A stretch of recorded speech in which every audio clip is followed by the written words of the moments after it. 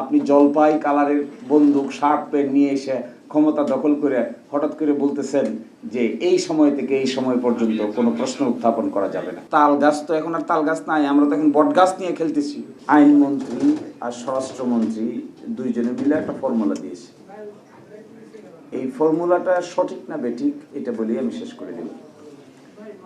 ওনারা বলেছেন, স্বরাষ্ট্রমন্ত্রী সাহেব বলেছেন তাদের বক্তৃতার ৩৯ মিনিটে যে গণভোটের প্রস্তাব করেছিলাম আমি করেছিলাম, তারপর একটু ডট ডট ডট, রাষ্ট্রপতি আদেশ তো জারি করতে পারেন না, সেটা একটা রিট এবং গণভোটের সার্টেন প্রভিশন মানে সেকশন এবং আদেশের টোটাল সেটা চ্যালেঞ্জ হয়েছে কনস্টিটিউশনাল কিনা।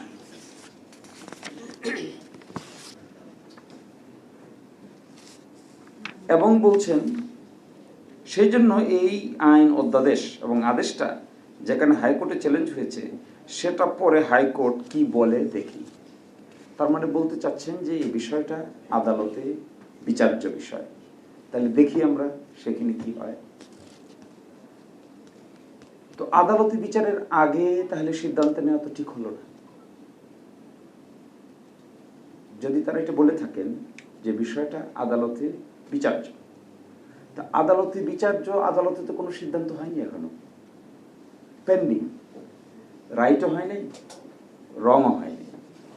তা যদি না হয়ে থাকে তাহলে ওনারা যে নিজে নিজে সিদ্ধান্ত নিলেন যে শপথ নেবে না,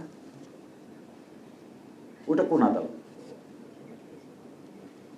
তাহলে বোঝা যাচ্ছে আদালতে পেন্ডিং এই কথাটাকে একটা দোহাই হিসেবে ব্যবহার করতে চেয়েছে।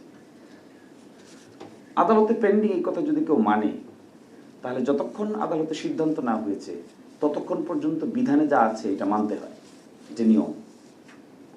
নিয়মটা পাল্টাবে কিভাবে? যখন আদালত বলবে যে এটা অসাংবিধানিক তখন থেকে আর মানার দরকার নেই, কিন্তু যতক্ষণ বলবে অসাংবিধানিক না ততক্ষণ তো এটা অপারেটিভ, এটা অ্যাকশন। আইন তো আছে কিন্তু আইনটা মানেন নাই।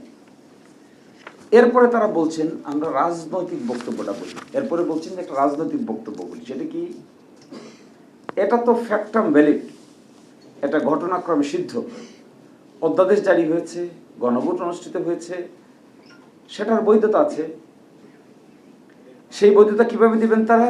সংবিধানের চতুর্থ তফসিলে যখন বিগত গভর্নমেন্টের সময় কর্মকাণ্ডকে কিছু একটা বাদে আর দুই একটা বাদে বৈধতা দেওয়া হবে, তখন সেটা লেজিটিমেট হয়ে যাবে, everything covered by the fourth schedule হয়ে যাবে।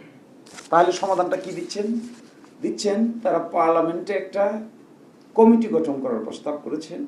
এই কমিটিতে আলাপ করবেন, করে সংবিধান সংশোধন বিল আনবেন, বিল নিয়ে এসে বিগত 5ই আগস্ট থেকে 12ই মার্চ পর্যন্ত, 12ই ফেব্রুয়ারি পর্যন্ত যা কিছু হয়েছে এটাকে সংবিধানের চতুর্থ তফসিলে একটা কাভারেজ দিবেন, দিয়ে বলবেন যে সবকিছু লেজিটিমেট হয়ে গেছে। This is the roadmap. আমরা যা বুঝতে পেরেছি এখনো ল্যাঙ্গুয়েজটা কি তাদের ল্যাঙ্গুয়েজটা হলো লেজিসলেট, সেটা লেজিটিমেট হয়ে যাবে, everything covered by the fourth schedule হয়ে যাবে। কবে? দু একটা বাদে বাকি সবগুলোকে এটা করবে। এখন প্রশ্ন হলো এটাকে তারা আগে করেননি, এই কাজ তো তারা করেছেন। বাংলাদেশের সংবিধান তো কাটাছিড়া তারাই করেছেন। শহীদ প্রেসিডেন্ট জিয়াউর রহমানের আমলে তারা এই কাজ করেছিলেন। তারা এসে বলেছিলেন যে 15ই আগস্ট 1975 থেকে 9ই এপ্রিল 1979 সাল পর্যন্ত যা কিছু করা হয়েছে এইগুলো কোনো আদালতে প্রশ্ন উত্থাপন করা যাবে না। তাহলে একটা লিগ্যাল কাভারেজ দিলেন। এই লিগ্যাল কাভারেজ কোথায় দিলেন? এই লিগ্যাল কাভারেজ দিলেন সংবিধানের চতুর্থ তফসিলের প্যারাগ্রাফ 3A অ্যাড করে। 3A থেকে বললেন যত মার্শাল ল, অর্ডার, রেগুলেশন, বাইলজ এতদিন থেকে এতদিন পর্যন্ত যা কিছু করা হয়েছে এগুলো কোনো আদালতে প্রশ্ন উত্থাপন করা যাবে না।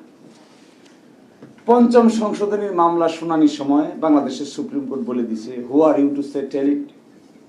আপনি কে? আপনি তো ইউজারপার, মানে হলো আপনি ক্ষমতা দখলদার।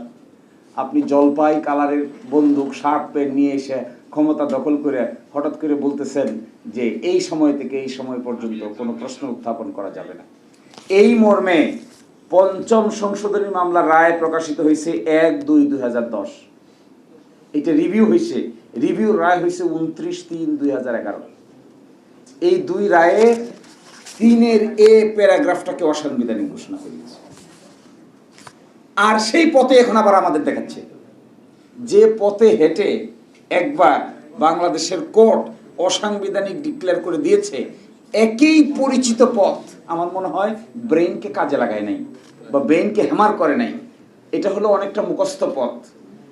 এই যে তুতা পাখির মতো তাল গাছ এক পায়ে দাঁড়িয়ে সব গাছ ছাড়িয়ে উকি মারে আকাশে, তো ওইটাও কয় তাল গাছ এক পায়ে দাঁড়িয়ে উকি মেরে।